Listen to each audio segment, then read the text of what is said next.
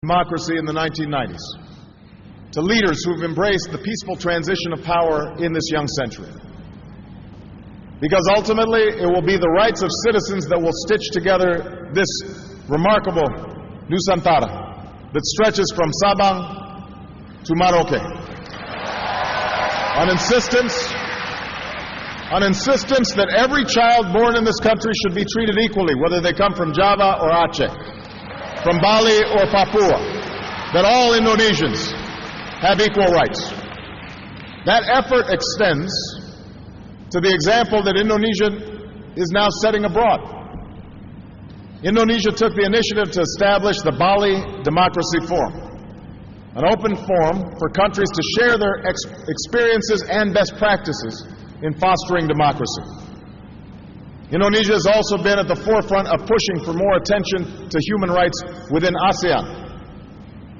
The nations of Southeast Asia must have the right to determine their own destiny, and the United States will strongly support that right. But the people of Southeast Asia must have the right to determine their own destiny as well. And that's why we condemned elections in Burma recently that were neither free nor fair. And that is why we are supporting your vibrant civil society in working with counterparts across this region.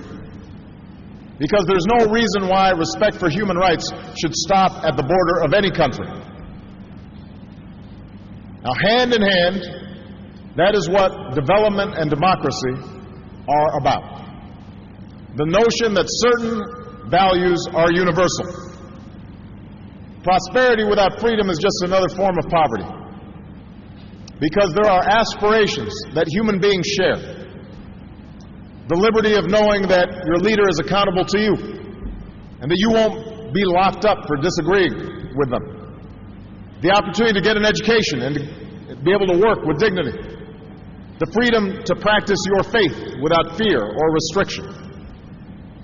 Those are universal values that must be observed everywhere. Now, religion is the final topic that I want to address today. And like democracy and development, it is fundamental to the Indonesian story. Like the other Asian nations that I'm visiting on this trip, Indonesia is steeped in spirituality, a place where people worship God in many different ways. Along with this rich diversity, it is also home to the world's largest Muslim population. A truth I came to know as a boy when I heard the call to prayer across Jakarta. Now, just as individuals are not defined solely by their faith, Indonesia is defined by more than its Muslim population. But we also know that relations between the United States and Muslim communities have frayed over many years. As president, I've made it a priority to begin to repair these relations.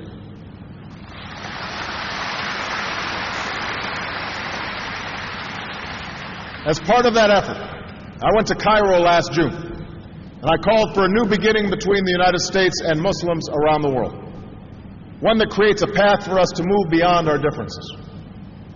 I said then, and I will repeat now, that no single speech can eradicate years of mistrust. But I believed then, and I believe today, that we do have a choice. We can choose to be defined by our differences and give in to a future of suspicion and mistrust. Or we can choose to do the hard work of forging common ground and commit